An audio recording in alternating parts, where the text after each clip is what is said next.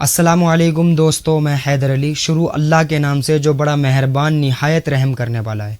अभी तुम देख सकते हो महाराष्ट्र के कोल्हापुर में एक मस्जिद है, रजा जमा मस्जिद। वहां पर आतंकियों ने घुसकर, उन नामर्दों ने घुसकर हमारी मस्जिद को, हमारी मसाजिद को शहीद करा। हमारी मस्जिद की गुंबद पर हथौड़ा मारा। अरे मुसलमानों, तुम्हारे जज्बात पर चोट नहीं पहुंची? क्या तुम अभी भी नहीं जागोगे?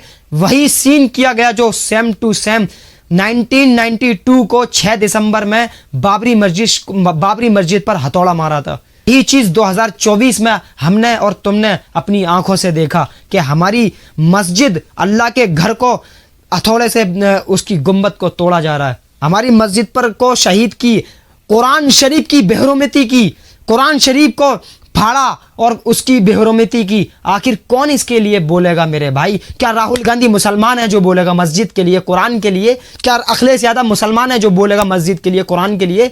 है क्या तेजस्वी यादव मुसलमान है? क्या केजरीवाल मुसलमान है जो ये कुरान के लिए और मस्जिद के लिए बोलेंगे? अरे अपना ही बोलेगा। जिसकी मस्जिद होगी, जिसका कुरान होगा, वही बोलेगा मेरे भाई। आप कहाँ सो रहे हैं?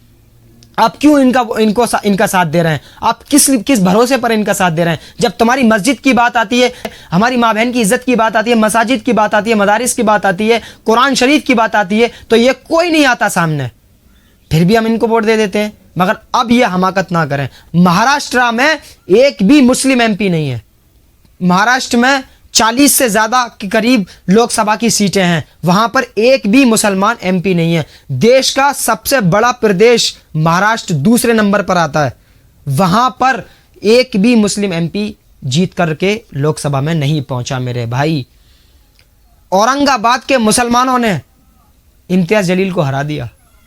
औरंगाबाद के मुसलमानों ने इम्तियाज जलील को हरा दिया। अगर इम्तियाज जलील औरंगाबाद के एमपी होते तो आज लोकसभा की दीवारों को हिलाकर रख देते वो। इससे पहले तो महाराष्ट्र में इस तरह की तस्वीरें हमारे सामने नहीं आई। आज जब, क्योंकि कल तक महाराष्ट्र के औरंगाबाद में इम्तियाज जलील एमपी हुआ करते थे, आज वही एमपी जो आज पूर्व एमपी बन चुके हैं, साबिका एमपी बन चुके हैं, आज उनको वहां के मुसलमानों ने हराने में बहुत बड़ा हाथ है उनका। चारों तरफ सन्नाटा है, वीरानियत है। हमारी मसाजिद के लिए कोई बोलने तैयार नहीं है।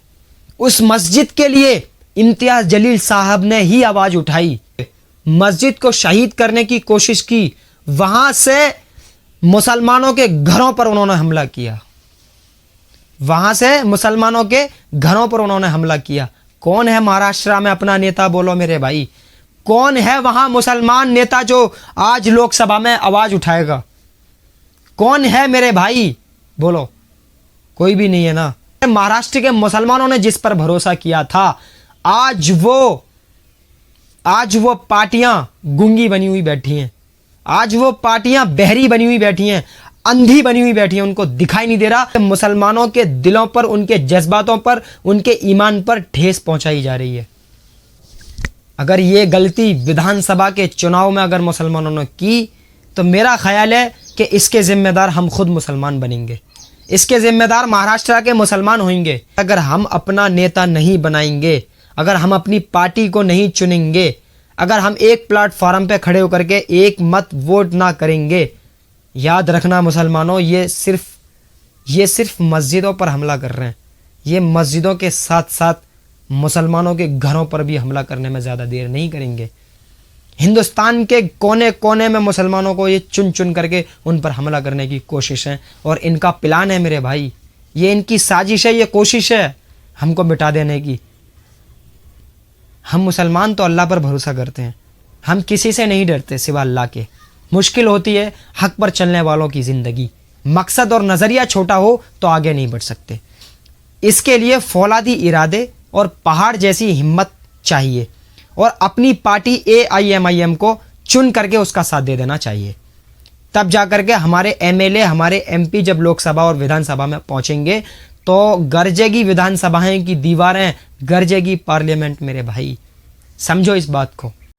अगर हम नहीं जागे तो याद रखना, हमारा ना जागना हमारे ही पैर पे कुल्हाड़ी मारना है। अगर आज भी हमने असदुद्दीन ओवैसी साहब का साथ नहीं दिया, अगर आज भी हमने AIMIM पार्टी को अपनी पार्टी ना मानी, अगर आज भी हम बैरिस्टर असदुद्दीन ओवैसी साहब के बाजुओं को मजबूत नहीं किए, तो याद रखना जो आज जुल्म और सितम भारत के अंदर हो रहे हैं उसके जिम्मेदार हम खुद हैं, उसके जिम्मेदार भारत के मुसलमान खुद हैं, उसके जिम्मेदार महाराष्ट्र के मुसलमान हैं जो कोल्हापुर की मस्जिद को आज शहीद किया। वो उस मस्जिद को शहीद करने की कोशिश की, उस पर चढ़े, कुरान शरीफ को फाड़ने की कोशिशें की, मस्जिद में जाकर के डांस करते हैं, नाचते हैं, वो अपने नापाक कदम हमारी पाक मस्जिद में रखते हैं। अगर आज इसके जिम्मेदार अगर कोई है तो वो महाराष्ट्र के मुसलमान हैं, क्योंकि इन्होंने अपना नेता नहीं चुना, इन्होंने अपनी आवाज नहीं बुलंद की, इन्होंने अपनी आवाज को नहीं पकड़ा, इन्होंने अपनी आवाज को नहीं समझा।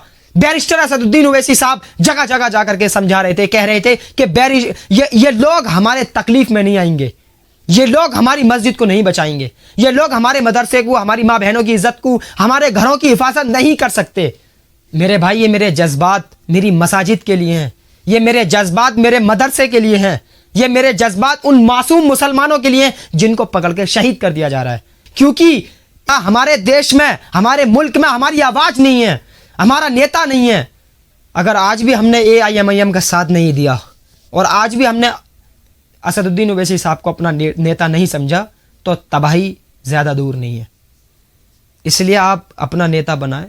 आने वाले चुनाव में महाराष्ट्र में अक्टूबर में चुनाव है विधानसभा का। महाराष्ट्र के मुसलमानों से गुजारिश है कि वो अपना एक एक वोट, जो कीमती वोट है उनका, जो आज उनके पास अधिकार है वोट डालने का, आज उनके पास अधिकार है वोट डालने का, तो वो अपनी सही पार्टी AIMIM और सही नेता इम्तियाज़ जलील साहब को वहाँ पर जिताने की कोशिश करें और बैरिस्टर असदुद्दीन ओवैसी साहब के बाजुओं को मजबूत करें, ताकि वह हमारी लड़ाई सियासी तौर पर लड़ें और पार्लियामेंट की दीवारों को हिलाकर रखते हैं।